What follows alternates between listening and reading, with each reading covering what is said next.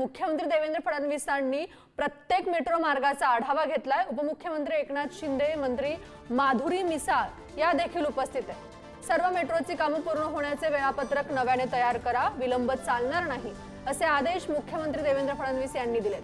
कारशेडसाठी जागा आतापासूनच आरक्षित करा, मुख्यमंत्री देवेंद्र फडणवीस यांनी असे आदेश दिले। तर आपले प्रतिनिधी सुशांत सावंत आपल्या सोबत आहेत। तर मुख्यमंत्र्यांनी मेट्रोच्या कामाचा आढावा घेतलाय, काय अधिकची अपडेट आहे सुशांत? तेजस्विनी, आपण जर बघितलं असेल तर देवेंद्र फडणवीस यांची मेट्रो मॅन ही खरं तर ओळख आहे।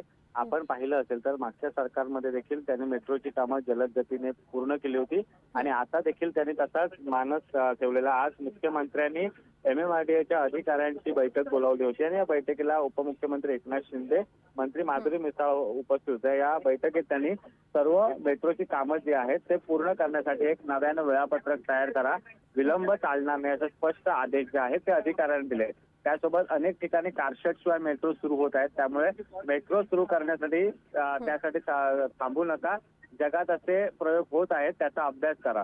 आणि तिसरा त्यांनी मुद्दा महत्त्वाचा उपस्थित केलाय की भविष्यातील सर्व संभाव्य मेट्रो प्रकल्पाचा आढावा घेत त्यासाठी कारशेडसाठी जागा आतापासूनच आरक्षित करा असे आदेश देखील मुख्यमंत्री देवेंद्र फडणवीस यांनी दिले। त्यासोबत 22 किलोमीटरची मेट्रो यावर्षी सुरू करा। मेट्रो 3 मुळे 20 ते 25 किमीची त्यात आणखी भर पडेल, पण पुढच्या वर्षीपासून किमान 50 किलोमीटर मेट्रो दरवर्षी सुरू होईल, हे तुम्ही सुनिश्चित करा असं टार्गेट जे आहे ते देवेंद्र फडणवीस यांनी यावेळी सर्व अधिकाऱ्यांनी दिले। त्यामुळे आपण जर बघितलं असेल तर देवेंद्र फडणवीस यांची खऱ्या अर्थाने एक मेट्रो मॅन म्हणून ओळख आहे आणि त्यांनी आजच्या बैठकीत सुशांत, धन्यवाद तुम्ही दिलेल्या अधिकच्या माहितीसाठी।